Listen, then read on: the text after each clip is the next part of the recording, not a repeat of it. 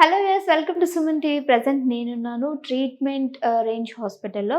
So మనతో పాటు ఉన్నారు డాక్టర్ వినయ్ గారు. మనం పైల్స్కి సంబంధించి చాలా టాపిక్ అండ్ అసలు ఎందుకు వస్తుంది ఏంటి అనేది చాలాను వివరణ అడిగి సార్ వాళ్ళతో తెలుసుకున్నాం. బట్ ఏంటంటే ఇందులో రేంజెస్ ఎలా ఉంటాయి అంటే పైల్స్ అనగానే చాలామంది భయపడిపోతూ ఉంటారు. సో వచ్చినప్పుడు ఎలాంటి ట్రీట్మెంట్ తీసుకోవాలి, ఏ విధమైనటువంటి ట్రీట్మెంట్స్ ఇక్కడ అవైలబుల్గా ఉంది మొత్తం అడిగి తెలుసుకుందాం. Hi sir. హలో.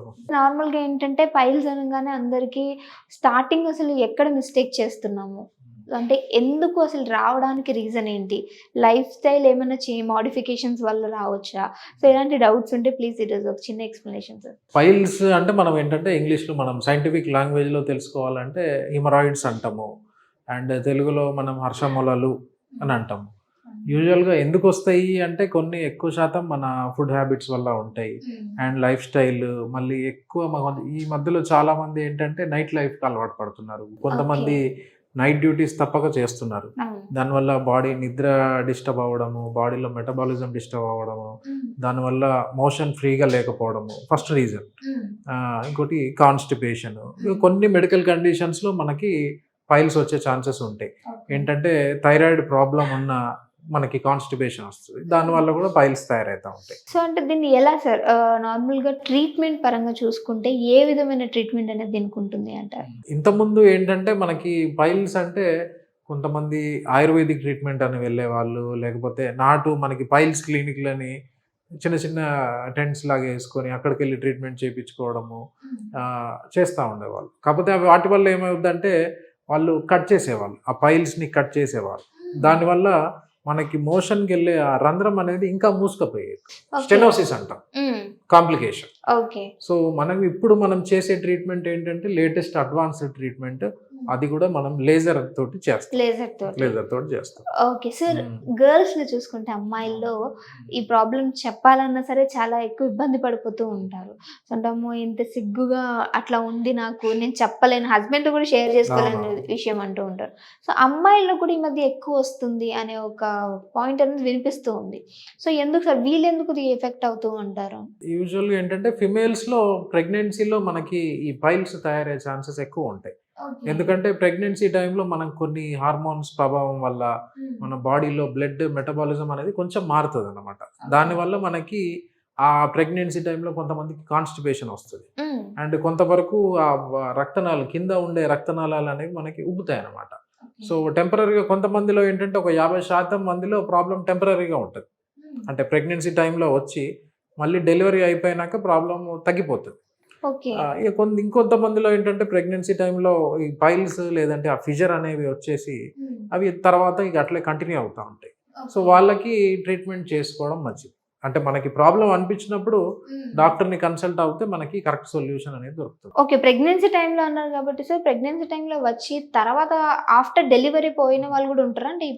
అంటే మేము చూసిన వాళ్ళు చాలా తక్కువ మంది, ఎక్కువ శాతం మందిలో ఫర్దర్గా మళ్ళీ కంటిన్యూ ప్రాబ్లం ఫేస్ చేస్తూ ఉంటారు. ఓకే. అంటే సార్ వేడి వస్తువులు తిన్నా, ఎక్కువ బయట ఫుడ్ తిన్నా సరే ఇది పైల్స్ అనేవి వచ్చే అవకాశం ఉంది అంటారు. సో దీనికి ఇది ఒకటే రీజన్ అంటారా, ఇంకేమైనా కారణాలు ఉండొచ్చు సార్?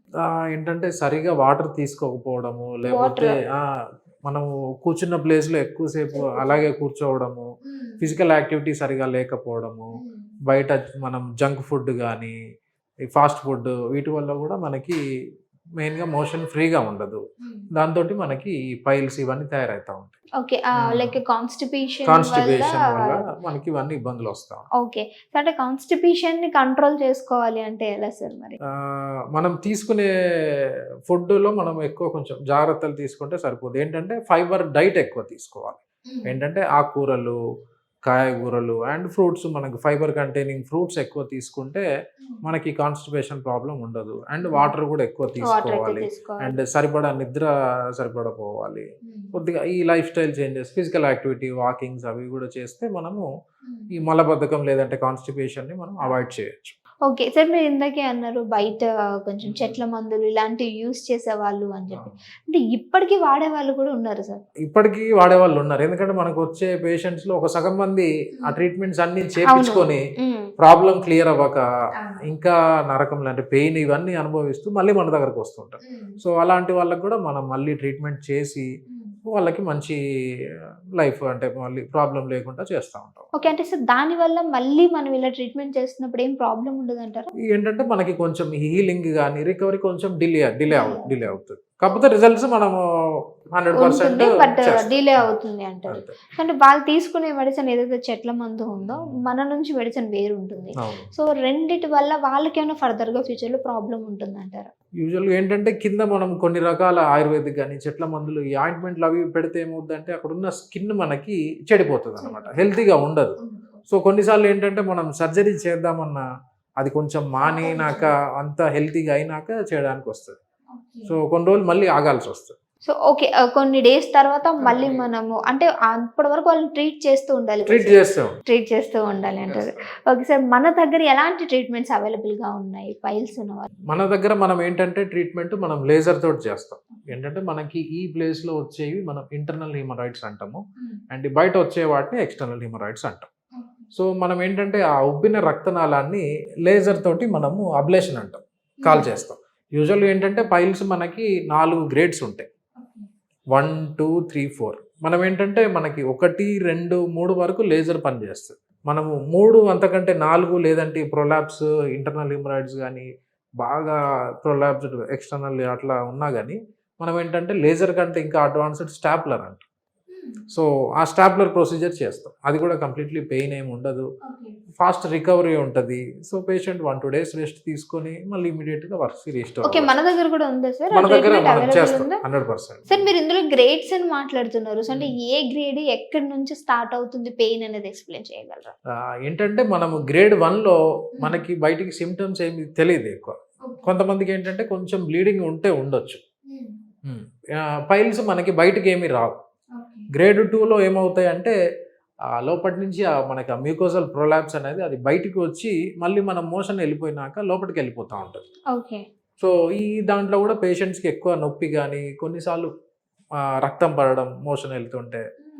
అండ్ గ్రేడ్ 3లో మనకి పైల్స్ బయటకు వచ్చేస్తాయి. అంటే ఈ ప్రొలాప్స్ అంటాం కదా అవి బయటకు వచ్చేస్తాయి.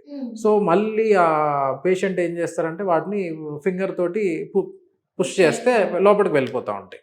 అండ్ ఇక నెక్స్ట్ గ్రేడ్ 4లో ఇవన్నీ ఇక బయటకే ఉంటాయి అన్నమాట. ఇక మనము ఫింగర్తో పుష్ చేసినా లోపలికి వెళ్ళవు. కొన్నిసార్లు ఏంటంటే అది బయటికి ఉండి అక్కడ పైన చర్మం చెడిపోయి పెయిన్ ఎక్కువ ఉంటుంది. సో ఈ పేషెంట్స్లో ఏంటంటే కూర్చోవడానికి ఇబ్బంది అవుతూ ఉంటారు. వాళ్ళు నడుస్తున్నా కానీ మంట, ఒక రకమైన డిస్కంఫర్ట్, కొన్నిసార్లు దురద, ఒకవేళ ఆ రక్తనాళం ఏమైనా చిట్లితే ఇక బ్లీడింగ్ అవుతూ ఉంటుంది కంటిన్యూస్గా. మనం యూజువల్గా ఇవి మనం చూసే కంప్లైంట్స్. అంటే గ్రేడ్ 4లో మనకి బ్లీడింగ్ అనేది వస్తుందంటారా సార్? అంటే అన్ని గ్రేడ్స్లో రావచ్చు. కాకపోతే ఎక్కువ శాతం మనం 3, 4 ఆ స్టేజెస్లో ఎక్కువ మనం చూస్తూ ఉంటాం. Okay sir. Thank you so much sir. చాలా చక్కటి ఇన్ఫర్మేషన్ అందించారు. సో చూసారు కదా, మీరు కూడా ఏమైనా ఇలాంటి పైల్స్ సంబంధించి ప్రాబ్లమ్స్ ఫేస్ చేస్తున్నట్లయితే కింద కాంటాక్ట్ నెంబర్ అనేది ఇచ్చాము. మీరు ఒకసారి వెళ్ళి కాంటాక్ట్ అవ్వచ్చు. Thank you so much for your watching.